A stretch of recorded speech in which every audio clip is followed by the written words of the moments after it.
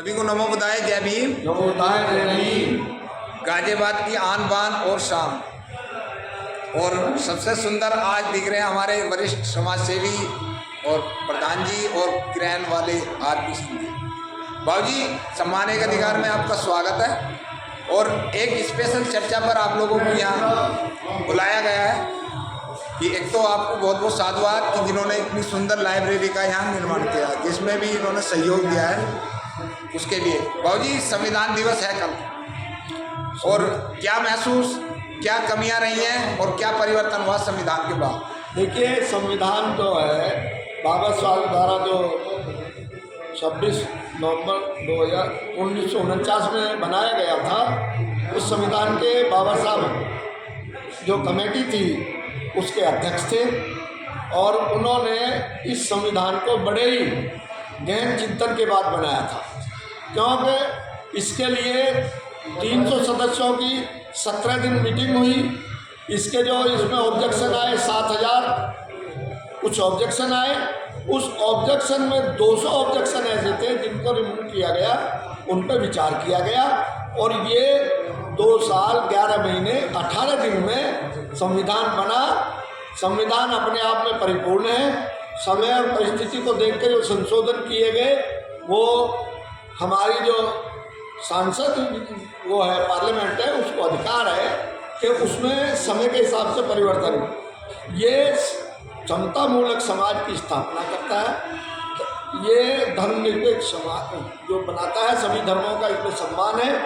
मगर जब संविधान बना, उसके अनुच्छेद 13 में ये कह दिया गया था कि जो देवी देवता हैं वो आज के दिन से इस भारत के अंदर सभी समान रहेंगे और किसी विशेष धर्म को कोई इसमें प्राथमिकता नहीं दी जाएगी।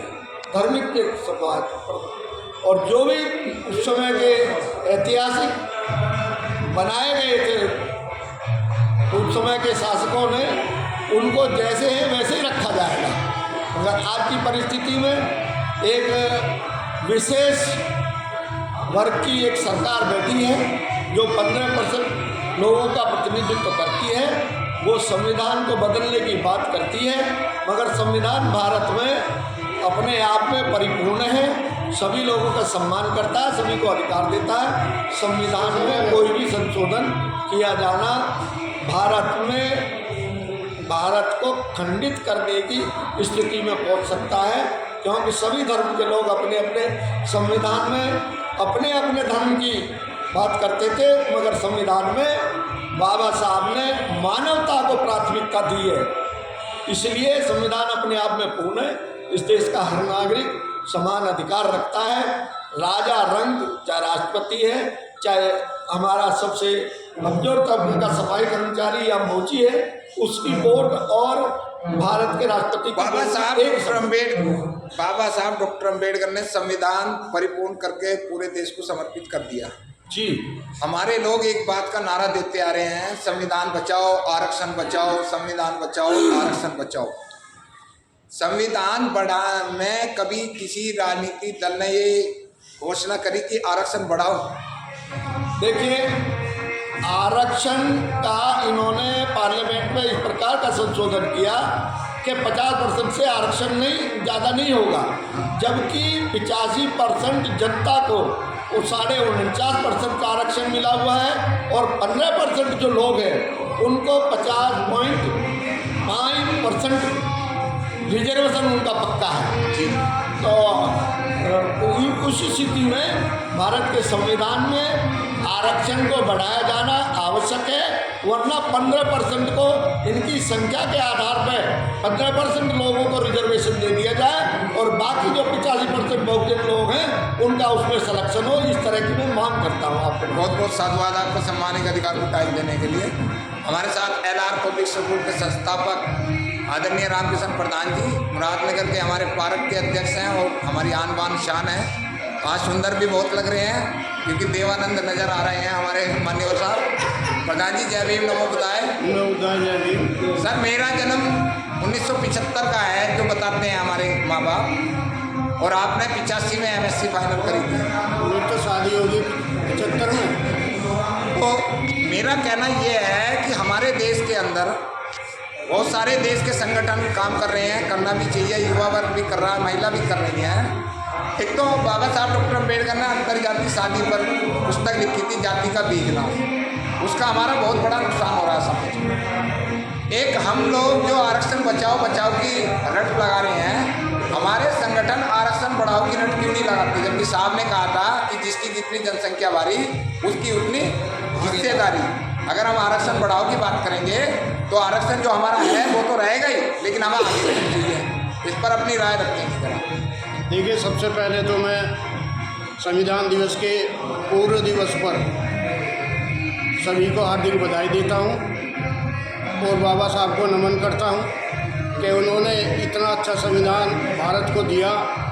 26 नवंबर 1949 को जो देश के उस समय के कर्णधार थे माननीय राष्ट्रपति राजेंद्र प्रसाद जी और प्रधानमंत्री पंडित जवाहरलाल नेहरू को हैंडओवर किया था।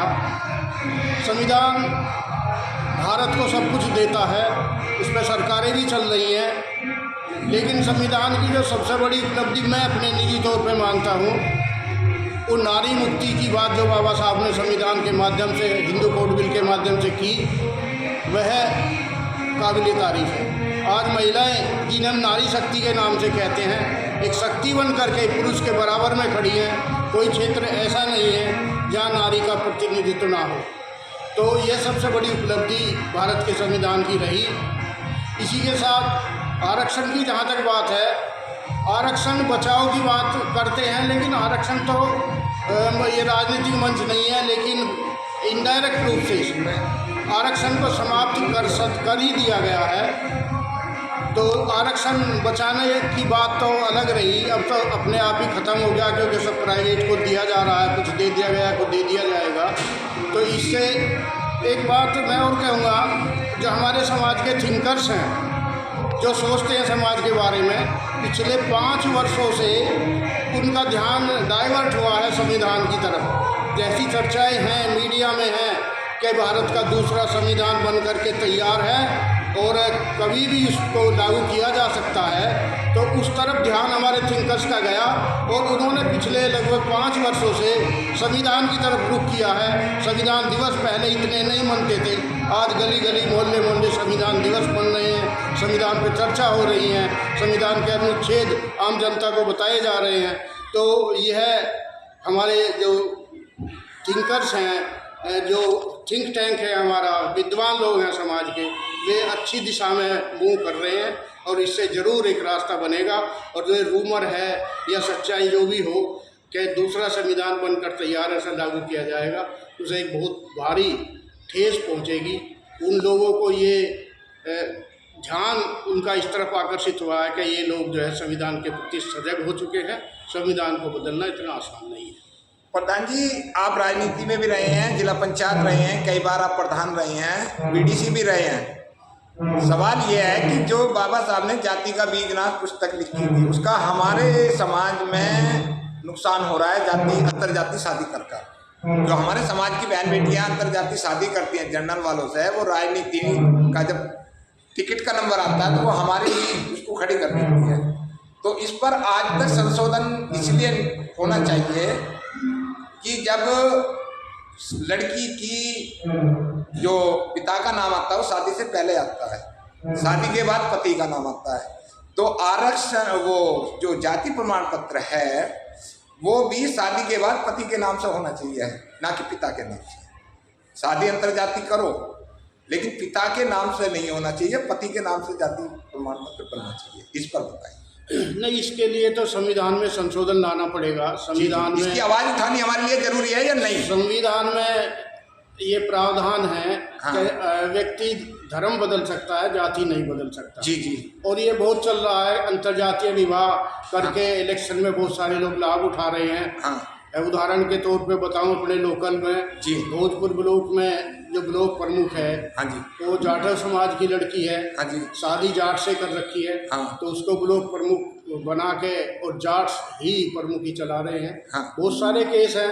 अंतर्जातीय विवाह को तो हमारी सरकारें भी प्रोत्साहन दे रही हैं। हाँ, कल ही मैं एक ऐड पढ़ रहा था अंतर्जातीय विवाह के लिए 2.5 लाख रुपए सरकारें दे रही है देश की। हाँ। राजस्थान सरकार एक ऐसी है जिसने 10 लाख रुपए की घोषणा की है कि जो इंटरकास्ट शादी करेगा उसे 10 लाख। इंटरकास्ट शादी करो, करनी चाहिए, कोई दिक्कत नहीं है, लेकिन सवाल यह कि जो जाति प्रमाण पत्र है जो पहले पिता के नाम से चलता है, बाद में शादी होने के बाद उसके पति का नाम आता है उसमें, तो वो जाति जब शादी करें तो उसका जो प्रमाण पत्र है वो पति के नाम का चलना चाहिए, ना कि पिता के नाम। तो हमने कहा तो है, उसके लिए संशोधन करना पड़ेगा संविधान। इसकी आवाज हमें उठानी चाहिए और सभी देश के वासियों को उठानी चाहिए। बहुत बहुत धन्यवाद आपका सम्मानिक अधिकार को टाइम देने के लिए। हमारे साथ धन्यवाद आपके चैनल का। रामकिशन प्रधान जी, नमो बुद्धाय जय भीम। हमारे साथ आदरणीय पूर्व सीओ साहब हैं।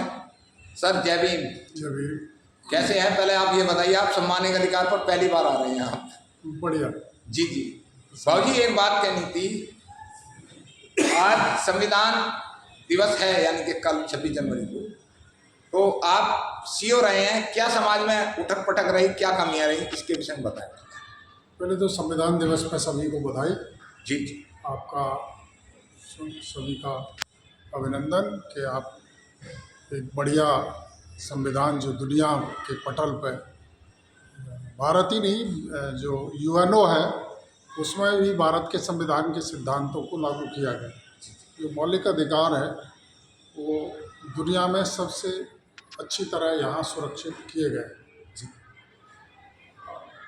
इसके लिए बाबा साहब ने बहुत आप पुलिस रैंक में रहे हैं, युवाओं के लिए क्या संदेश है आपका? आप सीओ रहे हैं ना आप? बाबा साहब का संदेश सीधा है, जी जी। शिक्षित बनो, जी, उस पर काम करना चाहिए। हमारे सभी लोगों को जो जो सामाजिक कार्यकर्ता हैं उन लोगों को भी शिक्षा पर ही जोर देना चाहिए जी। जबकि जोर ज़्यादातर राजनीतिक उस पर दे रहे हैं, क्योंकि राजनीति से सभी ताले खुलते हैं, ये बात सही है, लेकिन समाज का निर्माण तो समाज ही करता है। आपको ठीक है, जातिवाद ख़त्म हो रहा है, आपने कहा कि अंतर्जातीय विवाह, ये अच्छी बात है।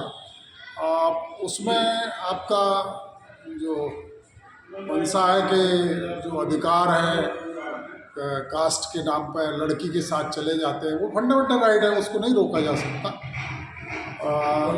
तो जल जहाँ भी जाएगा अपना शीतलता लेके जाएगा। जी जी। तो हम या कोई भी प्रकृति को नहीं बदल सकता, और वो प्राकृतिक अधिकार है लड़की का भी, वो जाएगा। उस पर न विचार करके हमको शैक्षणिक स्तर सुधारना चाहिए।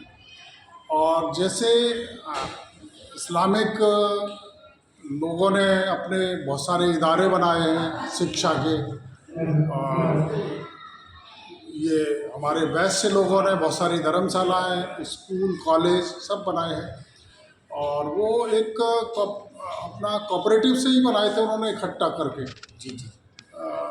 हमारे समाज में ये कम था, लेकिन ये बाबा श्री राम हितैषी ने ये प्रयास किया और एक ये संस्थान हमारे आपके लिए कायम करके दिया। इस संस्था को हम आगे बढ़ाएं, इस संस्था के लिए हम लोग अनुदान इकट्ठा करें, दें। हमारे जितने रिटायर्ड ऑफिसर हैं, पढ़े लिखे लोग हैं, व्यवसायी हैं, सब लोग जब तक समाज को शिक्षित बनाने के लिए कार्यक्रम नहीं करेंगे, आप केवल शिकायत करेंगे गवर्नमेंट से कि गवर्नमेंट ये कर दे, गवर्नमेंट ये कर दे। गवर्नमेंट अगर 5 किलो अनाज बांटती है तो 1 किलो उसमें से कमीशन काट लेती है, और जितना भ्रष्टाचार होता है वो आपके टैक्स को लेकर के आपको बांटने में ही होता है।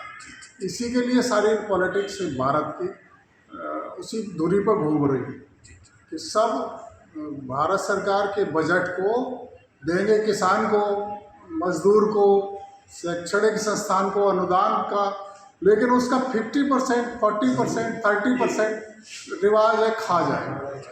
बहुत बहुत धन्यवाद आपका सम्मानित अधिकार को टाइम देने के लिए। साथियों, मैं आपको बता दूं कि जरूरी ये नहीं कि विरासत में क्या मिला, जरूरी ये नहीं है कि विरासत में क्या मिला है, जरूरी ये है कि विरासत को दे के क्या जाएंगे। इन्हीं शब्दों के साथ सम्मानित अधिकार देखते रहिए। नमो बुद्धाय, जय भीम। जय भीम।